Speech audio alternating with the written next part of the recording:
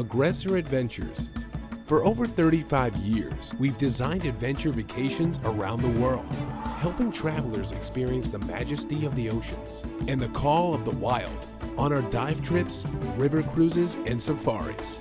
From the Galapagos Islands and the South Pacific to the land of the Faroes on the Nile River, with personalized service in every vacation destination.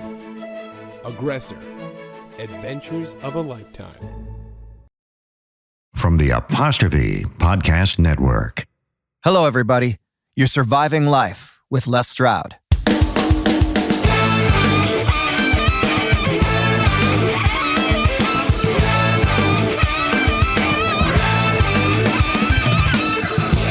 I'm working on jealousy. I'm not into hate. I'm working on anger, 'cause I'm not into rage. This is part 2 of my interview with artist, musician, poet, activist, and songwriter Bruce Cockburn. Like only a handful of individuals I have met later in life, Bruce and I had that kind of instant instinctual connection and friendship where I think we just felt safe and comfortable in each other's company. Listening to Bruce speak is like a meditation. Where I can be brash and blunt and sometimes combative, Bruce speaks in a calm and easy tone. And whether he's right or wrong about something, he delivers his perspectives in a manner that never puts you on the defensive. He leaves you feeling intrigued and desirous of questioning further and digging deeper on any given subject matter. And neither of us, I think, like to let a good debate or verbal investigation go stale, so he and I often end up as a couple of chatty Cathys unwilling to end the conversation. A conversation which has very often gone off on all kinds of tangents. These are the words of Bruce Cockburn. A genre of art, whether it's in music or visual arts or anything else, will add up to something that means something. Since that's a given, it's going to happen that way, then I think it makes sense to pay attention to what that is and try to make your stuff have a point.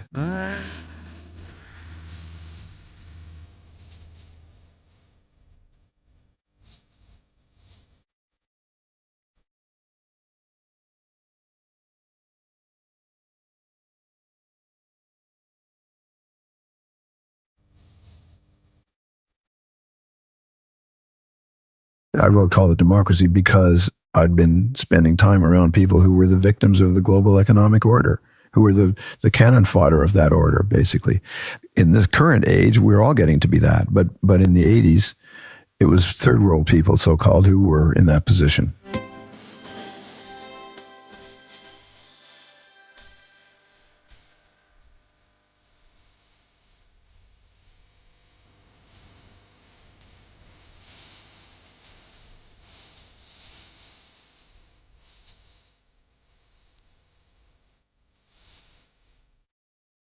What is the point? There was almost I think when I knew I was going to be speaking to you, I thought I should just ask Bruce, what's the point of Bruce Cockburn? What's Bruce Cockburn's mission in all of this? Yeah, I'm not the one who can answer that.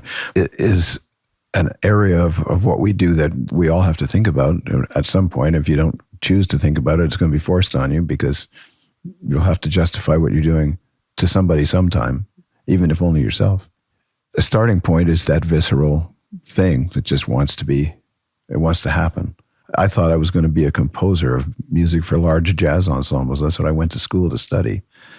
And I realized partway through that process that it wasn't where I should be. And I got into writing songs and it went from there. But the whys and wherefores, there's nothing wrong with people who want to just make music that doesn't say anything. I mean, it's not a value judgment kind of thing. But there's some of us that aren't satisfied by that, either as entertainment or as something to do. And for me, it's true for both of those things. Even if I want to listen to, well, it's kind of a mood thing too, of course. Sometimes a silly dance song is just fine to listen to when you want to do silly dancing. It's great. Or songs that maybe even say things that aren't really that acceptable when they're scrutinized carefully. There's a lot of bad gender stuff in a lot of popular songs, the essentially abusive points of view that are being expressed, but we all love those songs and we can tolerate them because they have a history with us and sidestep the issues a lot of the time. Then I'm thinking of a song like I don't know, any of those old songs, Up the Lazy River, or As Time Goes By. I mean, it's a classic example of what I'm talking about. It's a beautiful song, and it has a sentimental place in our hearts because we loved the movie, and it's a good tune and all that stuff. But when you actually think about it, it's woman needs man, and man must have his mate. That no one can deny. Well, there's a lot of people that deny that for their own personal reasons, and that they consider to be very good ones. So you sing a song like that, and you're making a statement that you can't necessarily back up. I don't think that art has to have a point per se, but in a context, it always does. You have to be aware of that. I think if you're going to be a serious artist, whatever I mean by that, I guess, if you're going to be like me, you can add up the effect of stuff that was not intended to have a point really at all, except to either make somebody smile or get you paid. You combine that effort, whatever it was, with other like efforts, and it all adds up to something. A genre of art, whether it's in music or visual arts or anything else, will add up to something that means something. Since that's a given, it's going to happen that way, then I think it makes sense to pay attention to what that is and try to make your stuff have a point. What I've really enjoyed about your material is this balance. One foot in one world, one foot in the other. So we have the very well-known rocket launcher and Call It Democracy. And I think what works for why it seems sometimes even more potent when a Bruce Cockburn lyric speaks about spending a buck to make a buck, we don't really give a flying fuck about the people in misery. When that is powerful coming out of someone like Bruce Cockburn's mouth, is because before that, we were over here sighing and looking at the blue sky and listening to All the Diamonds. So it's like you've lulled us into this sense of beauty, and Bruce is a poster boy for just wonderful, peace-loving, hippie. What do you mean? Did he just say "son of a bitch"? That juxtaposition has really been terrific. Well, yeah, and I've used that. I mean, that's certainly conscious. I mean, if not actually intentional. I mean, those phrases or words wanted to be there because they were the powerful thing to use, and aware of the fact that people who are going to hear this are hearing it coming. They may or may not know anything at all about me. Weren't you called but a lot of people commie do. pinko at one point? What's that? Wasn't there like somebody called you a commie pinko back in the day and like... Oh yeah, the CBC. It was that's producers at the CBC. Yeah, I was on this. I went on the news. I was led to believe to talk about a situation with refugees in Honduras that I had just spent some time with. This was a situation that wasn't getting any international coverage and needed to be paid attention to. The interview went on, and I wasn't asked anything about this, and I sort of ended up injecting it myself. The way politicians do when they're not being asked about what they want to talk about. Very deftly slip it in. Oh, yeah. Well, but it was very awkward and uncomfortable. And then they took a break, and the interviewer went away from her desk, and I was sitting beside her. She was kind of just on my left, and on the table in front of her was her instructions from the producers, right? And it said, "We have this commie pinko sympathizer with us who wants to talk about refugees and what a rough time they're having. Nix on that." They saw me looking at this, and everybody turned 8 shades of red and shuffled, and they let me do the interview again. And it didn't really change much, but it did a little. But it was unbelievable. I mean, I really, to give them the benefit of the doubt, the producers are always trying to crack up the interviewers. It's a game that gets played in newsrooms. And so it may only have been that. But the terms, and I mean, there are other ways that they could have cracked her up, and the nix on that was the big important part of it. It's like, I'm on here because I want to talk about this. I'm not here to talk about what you want to talk about. That would be a different story, right? We'd have a different conversation about that beforehand, and then I would come in knowing that that's what I was doing, but that isn't what it was. So I was pretty mad. Anyway, it was a funny story with hindsight, though. And I'm nobody's politically correct. I mean, I sympathize with people, but those people come in all kinds of shapes and sizes. It's almost like, in many ways, you're this sort of velvet-covered Trojan horse, I think, at times when because you lull us into... I'm not sure if I'm complimented by that or not. It's a total compliment. I mean, you lull us into this place of all the diamonds that mean anything to me and go into the country, and you make us giggle with the blues got the world by the balls, and then you, kaboom, Call It Democracy. So I like eclectia anyway. For me, it's life. I mean, the songs you're quoting were written 20 years apart. I mean, some artists find a good thing and they stick with it, and that's all they ever do then. And they hone that and perfect it, et cetera, et cetera. I'm a more restless kind of person, and I don't like to stay in the same place. I don't like it artistically or physically. So I've done a lot of traveling, and I've learned a lot in my travels, and I've gotten a lot of material for songs in my travels. I have, for the most part, not engaged in those travels in order to find song material, but I've been just circumstantially able to go places that not everybody gets to go to, or that a lot of people would choose not to go to, I suppose. My mother used to tell me that I had a death wish because you keep going to those awful places, but the experiences that came with those places has been rich and expansive for me personally, and so I'm grateful for all of that, and it ends up in songs. So I wrote Call It Democracy because I'd been spending time around people who were the victims of the global economic order, who were the cannon fodder of that order, basically. In this current age, we're all getting to be that, but in the 80s, it was third world people, so-called, who were in that position. Call It Democracy now has a broader meaning, perhaps, than it did then, and it's not just the IMF anymore. The IMF is just kind of a drop in the bucket. But back then, that was one of the major instruments for the domination and manipulation of large parts of the world. Case in point of what we learn from lyrics like this, I actually only learned about the IMF because you put it in that song, because I covered that song when I was playing the bars, and I thought, what's the IMF? I was like, that was me, and I thought, I bet, and I looked it up. So I'm just a listener out there in listening land who's hearing IMF put in a song, Dirty MF takes away everything it can get, I think is the line. Yeah. And it caused me to actually look it up, which is something I've really enjoyed with listening to really talented artists or reading a great book is, well, I don't know that word. Yeah, I'm going to go look it up. Of course, yeah. That's one of the great things about exposure to art, to verbal art at least, for sure. I started this by asking about being a prolific artist, and I said, to me, I find something intriguing. I'm trying to imitate it in my own life with all the work that I do. I'm trying to be prolific. That's just something that's been in me for when I first learned the joy of completion, actually, and completed my very first documentary film. I thought, wow, why haven't I been doing this since I was a kid? Doesn't look like you have any signs of slowing down. What is next for you, and why? More important. I hate asking you why all the time, but what's next and why? Well, I think it's a legitimate question. I think what's immediately next is a new album that I have, an instrumental album that's called Crowing Ignites, and that's coming out in September. And there'll be a bunch of touring that goes with that, and so on. That's in the immediate future. In other terms, I've always viewed whatever my most recent album was as potentially the last album. I mean, I don't take any of it for granted, whether it's because I run out of steam or because I die or whatever else. I mean, it could stop anytime. So I don't know what I'm going to do next. I'm not a planner. I don't have long-range goals or plans or anything. I've kind of always lived my life by taking the step that appeared to be the obvious one next and hoping it was the right one. And most of the time it seems to have been. I'm not unaware of how things work. I mean, of course, to take a position like that or to describe it that way is maybe a bit disingenuous, because of course I know how it works, and I know what, if I do this and this and this, it's going to probably add up to that. But I don't sit around thinking, well, but 2 years from now I want to be doing such and such or whatever.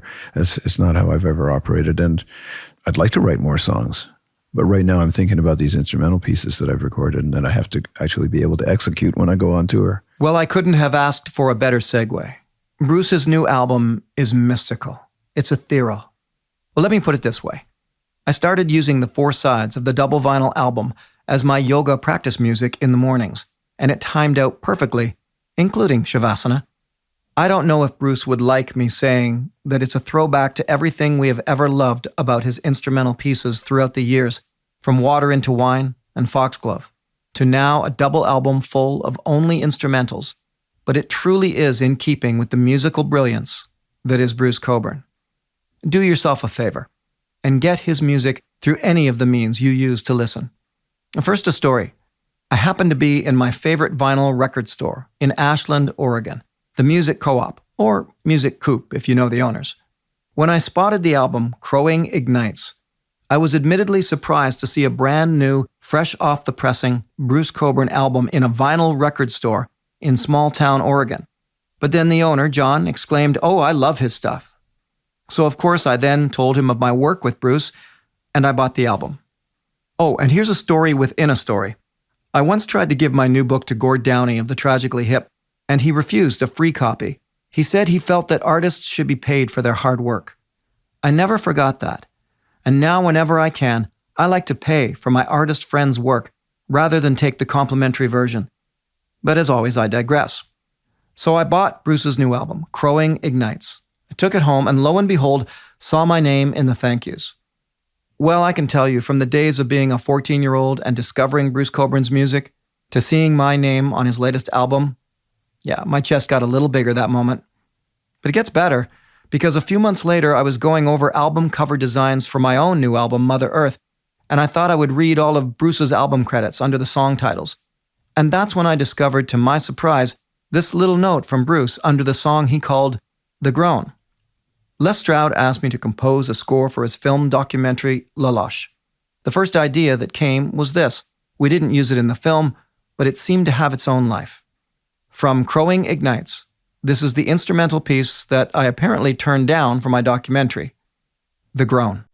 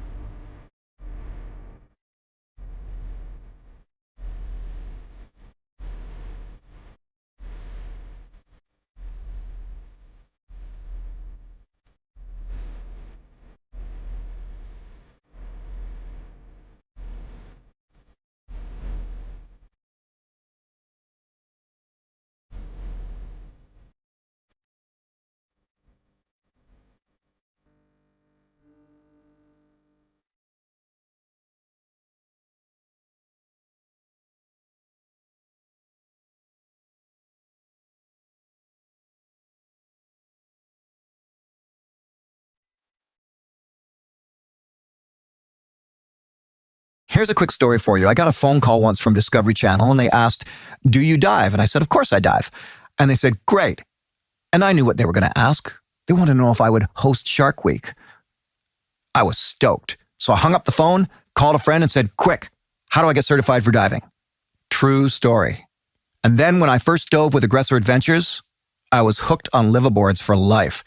A week of 3 or 4 dives a day aboard a beautiful yacht, looked after by engaging and wonderful guides and hosts, and then ending the days with 5-star meals prepped by an incredible chef. Yeah. What's not to be thrilled about that? There's also their safaris in places like Sri Lanka, which I've done, and it was mind-blowing. Or sailing down the Nile River. That one's on my bucket list. If you have not been on an Aggressor Adventure trip yet, go to their website or call them and find your adventure of a lifetime. You're surviving life with Les Stroud.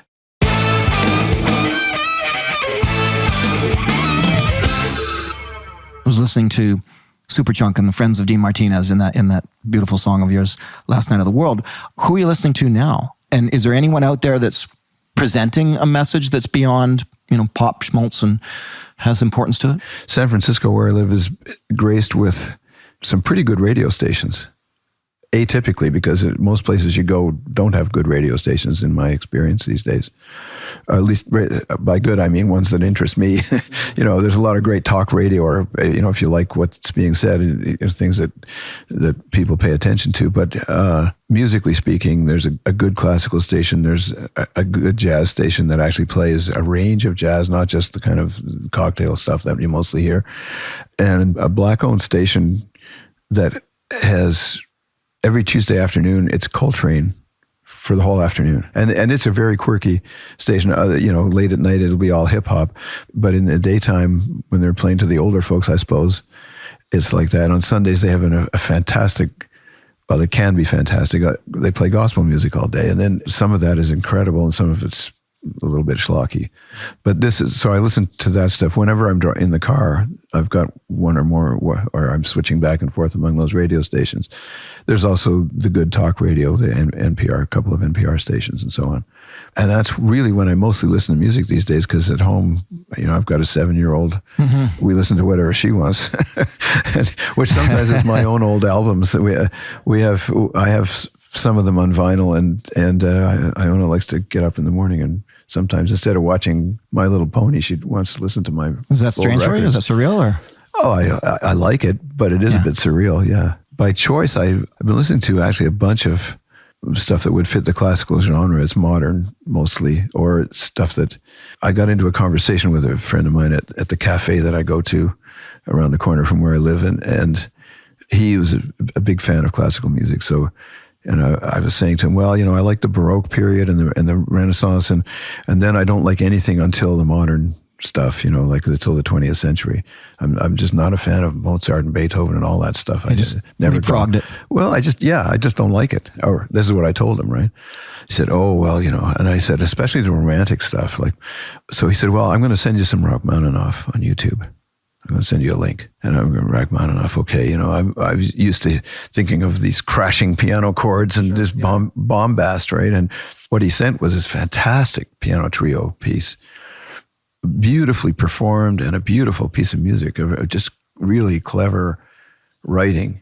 And I really listened to it, and it really touched me. And so then he started sending me more and more of this stuff, not just Rachmaninoff, but all kinds of things and different genres and different. Now he's currently into choral stuff, so he's sending me all these groups. There's a group called Voces 8, an English 8-piece vocal group that's incredible, made of incredible singers. Their pitch is unbelievable, and they just really know how to do the stuff they do. So I'm listening to stuff like that. Yeah. And it's not stuff I've been seeking out. It's just stuff that gets thrown at me. I was quite open to all forms of music when I was a teenager. So even though I might listen to Zeppelin and Supertramp and Pink Floyd with my friends at a party, when I got home, I could be caught watching Brigadoon for the music. But I did have one friend who had older brothers and a love of a certain kind of music that he and I could connect on. Acoustic music, as we called it. Not folk music. Acoustic music. There was a difference. His name was Tim Moore, and he was introduced to Bruce Cockburn by his older brother, Paul, and then subsequently introduced me to Bruce long before wondering where the lions are. Bruce's guitar methods were techniques that I would very poorly try to emulate at various times of my own guitar playing career. And so, as a nod and a thank you to my friend Tim, this is from Bruce's album In the Falling Dark, 1976, and one of Tim's favorites, Gavins' Woodpile.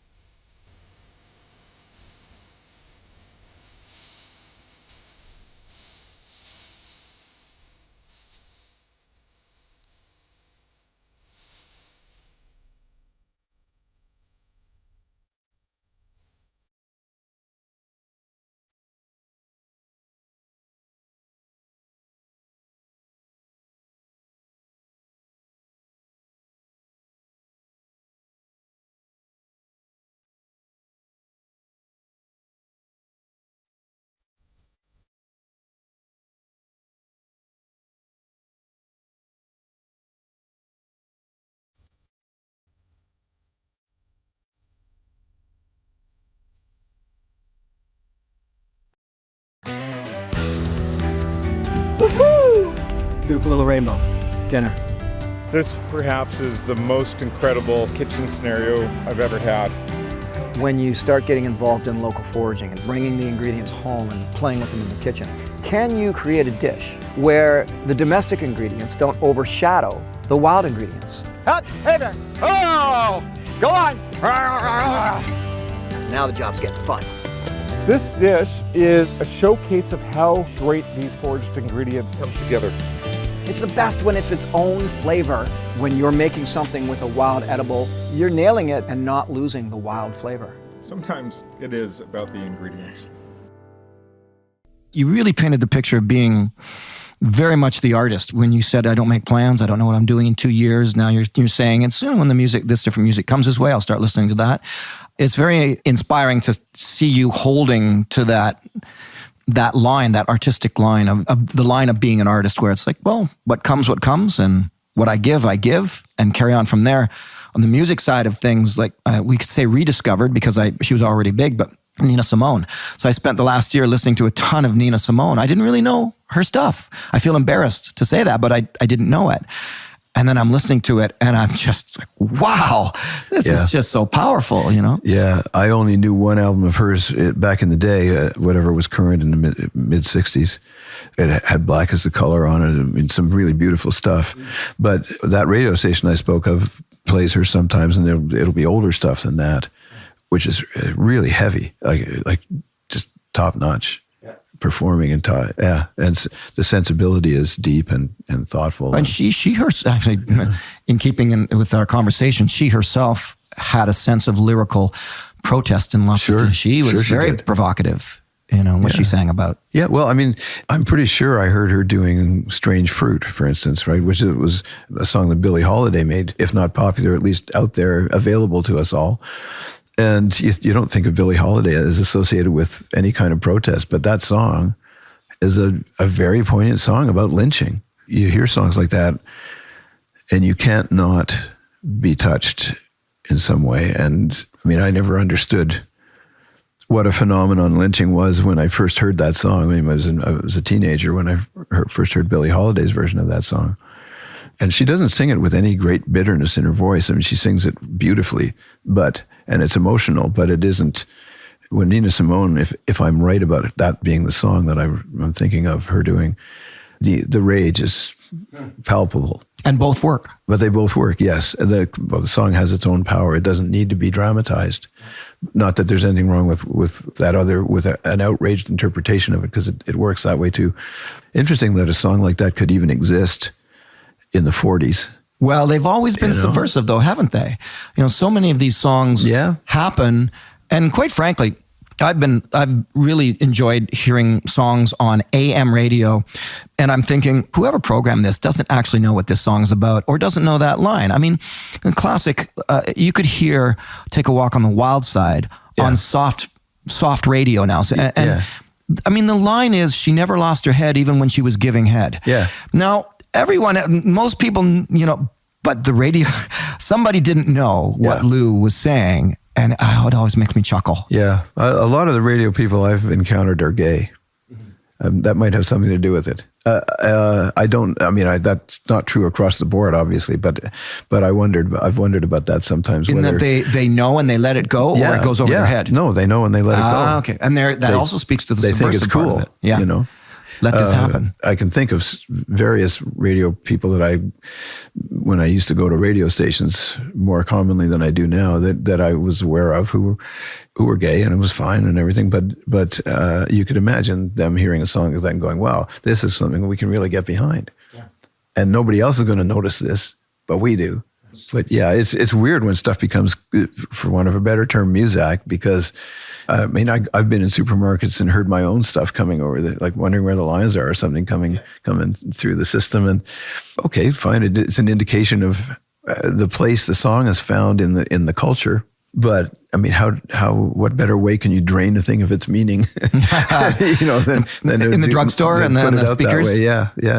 To hear that you are just waiting for the next muse to come along and the next album to get recorded as it comes thrills me, because I didn't want to hear the Billy Joel version. I did my 10 albums, I'm done. It's like, okay, Bruce has got other albums in him. I'm going to look forward to them as they arrive. Well, if I'd made the money Billy Joel's made, I might be in a position to say that too. It's not going to happen. You can't separate these things out. Remember, you're a Canadian superstar, and you're an international superstar, but you're still our Canadian. I feel like a Canadian. I live in the U.S. and I have for about 10 years, but I totally feel like a Canadian. Canada's in my blood, and it will always be. It's surreal down there, isn't it, to be Canadian? I mean, I'm down there a lot. To be alive down there. Yeah. The States is a nutty place. Mm-hmm. It's interesting. And creepy and strange. Yeah, it's and beautiful too. I mean, I know a lot of really wonderful people, but boy, I mean, they're scratching their heads about what they're looking at just as much as I am. But it is different. I mean, it's different to be born there than it is to be born here. I'm really happy to be born here. I think being Canadian, especially now, traveling the world was one thing, but spending so much time as I do down in the States, I'm in a very conservative town. It has left me with the impression that, you know what? I am so much more proud of being a Canadian than I ever thought. And I used to be critical that Canadians aren't patriotic. And I heard an old interview with Pierre Burton, and he said, we're intensely patriotic. We just aren't super vocal about it like everybody else. No, I think that's true. He made a great point. He said, we don't pledge the oath of allegiance because we don't have to. We just live it. We just expect that this is part of what this is our allegiance is to this country. Yeah. I mean, I think that is under attack currently. It's not necessarily by design, but all sentiments like that in a way are under attack by the globalized world we live in, just circumstantially. We go online and we find we're in contact and we're getting information from everywhere. And it softens the sense of attachment to home, I think. There used to be a lot of things I grew up thinking that one counted on that one can no longer count on, like having a job or having a certain relationship to the rest of society or to loved ones even. The world has changed a lot. Anybody my age has always been able to say that about their life. But I think it's changed in a really big way. And I'm not the only person who's noticing this, obviously, but it's a challenge now to find a new way of relating to the world that we have. If it lasts long enough, I mean, it's going to change. The world will last indefinitely, but we won't. Well, to quote Bruce Cockburn in the documentary, we're fucked. Well, yeah. I mean, I hope that's is it not hell true. in a handbag, or this is my last question for you? Are we hell in a handbag at this moment, or is there a bubble of opportunity to change the course? I think there's always opportunity to change things. Any one individual may not live to see the effect of their efforts. You have to factor that into it, because I learned that just from being involved with the development agencies that I've been involved with, and very, very rarely do you get to see a change actually happen and take root and become real. You'll see indications of it, and there's lots of grounds for hope, but you don't really get to see the outcome. So it's important to remember that, I think, thinking about what we're confronted with now, because otherwise you get hopeless and burnt out quickly. You're looking at a world that there's so much beauty. Look out this window. I mean, it's gorgeous, but everything's under threat. But now we've got a threat we made, and we're not doing enough about it fast enough. So we're up against it. There's a powerful dark energy behind the forces of destruction that has to be resisted. It can't be resisted from a hopeless position or a position of hopelessness, and it can't be resisted in its own terms, because it's always going to be stronger. So you have to resist it with truth, with hope, with whatever brains you can bring to bear on this, and with community, because one of the signal characteristics of this new scenario that we find ourselves in is fragmentation. Even though we're all in a certain way unified because we can communicate across the globe instantly, et cetera, and because we all are in the same economy, or at least we have the same understanding of the global economy from anywhere in the world, we have that in common. But at the same time, our friends are virtual, and our communications are virtual. It's all there's nobody hugging you, and there's nobody supporting you when a friend of mine injured herself at one point last year and was to a degree incapacitated, and people sent all kinds of condolences online, but nobody helped her get the groceries. I mean, people who lived across the street, and they're not bad people. They're not callous people. They just think they did something because they said something online. Whatever we can do to mitigate that, the effect of that, the negative effect of that is really important, I think. So communicate for real. Like, it's okay. We can call each other names. It's another whole conversation about being online. It's the vile stuff that people feel licensed to put out there. It's okay to have that stuff in your heart if you must. But I think putting it out there invites people to have it in their heart more. And if you're obliged to kind of mind your manners a little bit, you'll feel better inside too. Mm-hmm. I think that's real. But anyway, sermon's over. Yeah.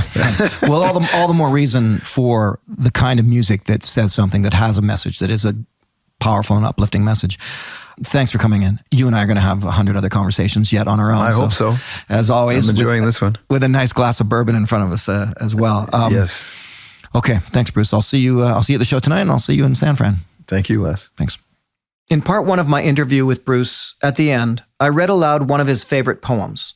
The poem that may have very well set him on his path in artistry. It was called Ars Poetica by Archibald MacLeish. I thought it only fitting to read another poem from another poet, though he's reluctant to be called that. These are the poetic words from Bruce Cockburn. All the diamonds. All the diamonds in this world that mean anything to me are conjured up by wind and sunlight, sparkling on the sea. I ran aground in a harbor town and lost the taste for being free. Thank God he sent some gull-chased ship to carry me to sea. 2,000 years and half a world away, dying trees still grow greener when you pray. Silver scales flash bright and fade in reeds along the shore. Like a pearl in a sea of liquid jade, his ship comes shining. Like a crystal swan in a sky of suns, his ship comes shining. When Bruce and I were in the studio in Ashland, Oregon, recording tracks for my film Lalache, I asked him to do me one favor. I was using an acoustic version of my otherwise bombastic song, Mother Earth, and would he play a solo for it? So this is Bruce and I playing my song, Mother Earth, one time, one take, one sound, and it closes out the film Lalache, which is still airing on PBS stations in the United States. As I did in the film, I'll go out today with this song, Mother Earth.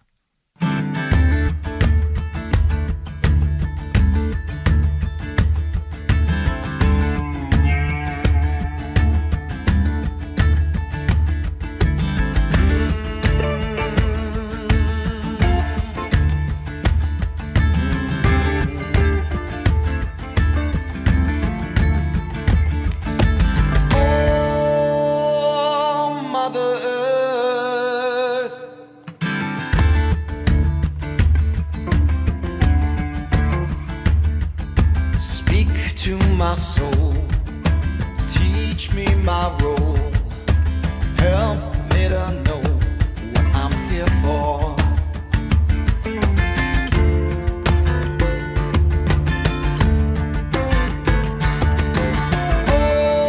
Oh, Father, Son,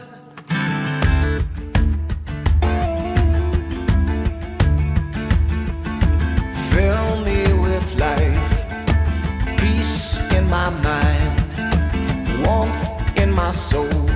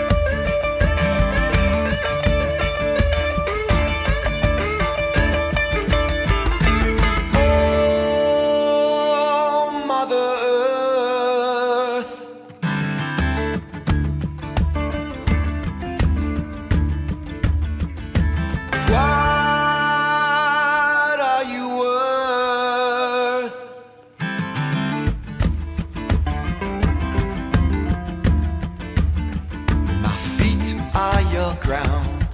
My head is your sky. We need to know that you are living.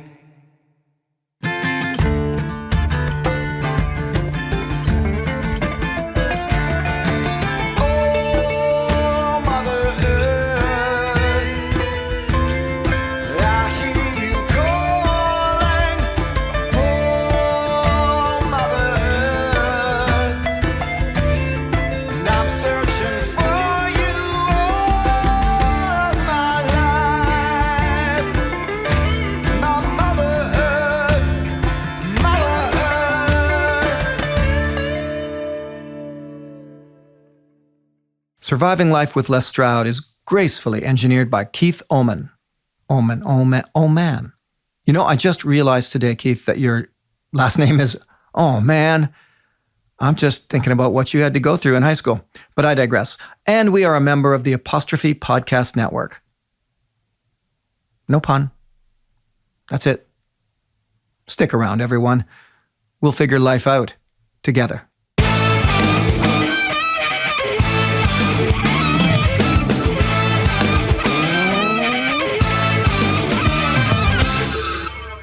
Oh, hang on, one more thing. Okay, well, a couple of things.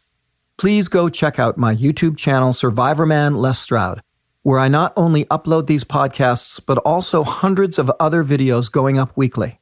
And try to catch my new series on public television, Les Stroud's Wild Harvest. Lastly, do a Google search for my brand new children's book, Wild Outside, Around the World with Survivorman. It's for 7 to 12-year-olds, packed with outdoor adventures and activities they can do and tips. I'm on all the usual social media outlets. Come and find me.